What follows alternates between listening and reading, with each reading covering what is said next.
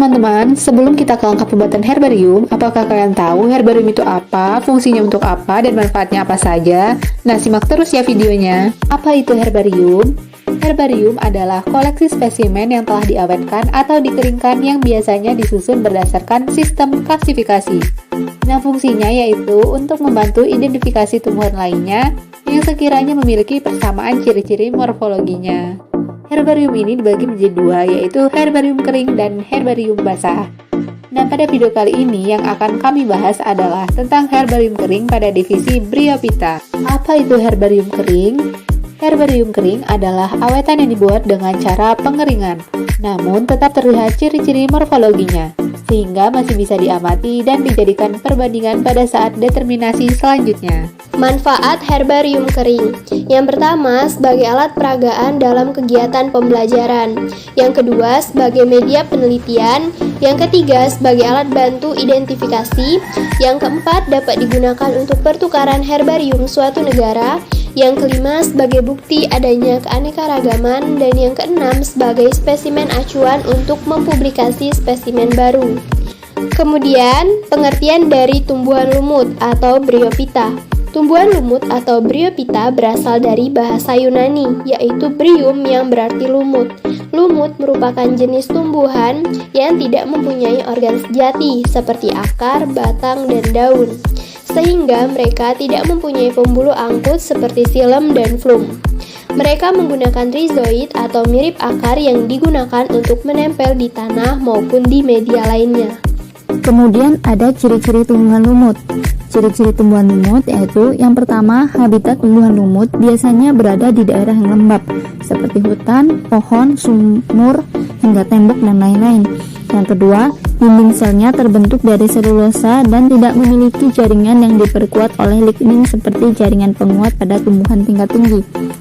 Yang ketiga, memiliki akar semu yang berfungsi untuk melekatkan substrat dan mengalirkan air serta zat haram menuju semua bagian. Yang keempat, memiliki sel banyak dan bentuk tubuh yang pipih, melekat pada substrat dengan ketinggian 1-2 cm hingga 20 cm. Yang kelima, reproduksi vegetatif, yakni seperti pembentukan gama, spora, dan fragmentasi.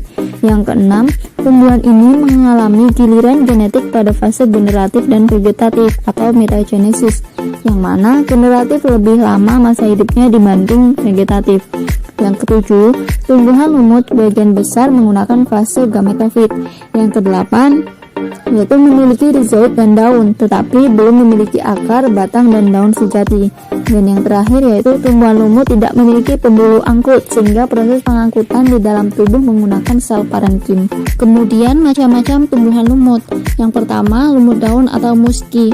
Lumut daun atau muski disebut juga lumut sejati. Lumut jenis ini paling banyak jumlahnya dibandingkan kedua kelas yang lainnya. Lumut daun bisa tumbuh di tanah-tanah gundul yang secara periodik bisa mengalami kekeringan, di atas pasir bergerak, di antara rumput-rumput, di atas batu cadas, batang pohon, di rawa-rawa, dan sedikit yang terdapat di dalam air. Jenis lumut ini banyak ditemukan di tanah lembab, tumbuh rapat, menyokong satu sama lain, dan memiliki sifat seperti busa yang memungkinkan untuk menyerap dan menahan air. Spesies lain dari lumut daun adalah Sphagnum, Palustre, dan Compylopus. Yang kedua ada lumut hati atau Hepiticae. Lumut hati memiliki bentuk seperti lembaran dan pada umumnya tidak berdaun. Lumut hati memiliki struktur khas yang berfungsi sebagai alat reproduksi vegetatif. Hal ini dikarenakan di dalamnya terdapat dema atau tumbuhan lumut kecil yang bisa terlepas atau terpelanting akan tumbuh menjadi lumut baru. Lumut hati biasanya hidup dengan cara menempel di atas permukaan tanah yang lembab. Ada pula lumut hati yang hidup dengan terapung di air. Di dalam tubuh lumut terdapat alat penyimpan air sehingga dalam keadaan kekeringan tidak mengakibatkan lumut hati. Contoh lumut hati yaitu Haplometrium sp. Lumut tanduk atau disebut juga Anthocerotopsida adalah anggota tumbuhan tidak berpembuluh dan tumbuhan berspora yang termasuk dalam superdivisi tumbuhan lumut atau Bryophyta. Tumbuhan ini biasa hidup melekat di atas tanah dengan perantara rizoidnya. Lumut tanduk mempunyai talus yang sederhana dan hanya memiliki satu kloroplas pada tiap selnya. Pada bagian bawah talus terdapat stomata dengan 2 sel penutup. Lumut tanduk sering dijumpai hidup di tepi danau, sungai, atau di sepanjang selokan. Ciri-ciri yang biasanya terdapat pada lumut tanduk yaitu tumbuhnya cukup mirip dengan lumut hati, tetapi memiliki perbedaan pada sporofitnya. Habitatnya ada di daerah yang memiliki kelembapan cukup tinggi. Seluruh pores sporangium ini terdiri dari semua jaringan atas dan dari beberapa sel mandul.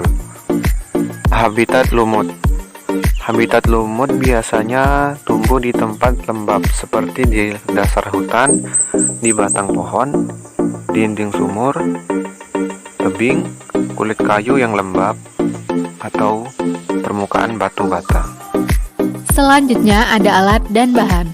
Nah, alat dan bahan yang kami gunakan adalah sebagai berikut. Yang pertama ada spesimen atau bryophyta. Yang kedua ada alkohol 70%. Yang ketiga ada double tip. Yang keempat ada kertas HPS. Dan yang kelima ada pena. Langkah yang pertama yaitu semprotkan secara merata alkohol 70% pada spesimen yang telah dibersihkan. Nah, tujuannya yaitu agar spesimen terhindar dari bakteri dan juga serangan serangga. Selanjutnya yaitu kita bisa menempelkan double tip pada kertas yang telah disiapkan untuk menempelkan spesimen.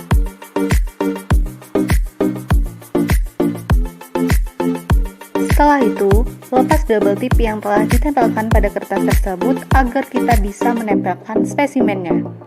Selanjutnya, langsung saja tempelkan spesimen tersebut pada kertas yang telah diberi double tip. Nah, menempelkannya pun harus diperhatikan ya teman-teman, agar spesimen menempel dengan baik dan terlihat rapi. Dan jika menempelkannya sudah selesai dilakukan, maka kita bisa menunggu selama 2 minggu untuk proses pengeringannya. Dan ini adalah hasil dari pengeringan selama 2 minggu. Nah, di sini terjadi perubahan warna, yaitu berubah menjadi agak kecoklatan. Kemudian di sampingnya saya juga memberikan deskripsi yang terdiri dari klasifikasi dari spesimen tersebut, kemudian ada tanggal pembuatan, dan juga judul dari herbarium yang saya buat.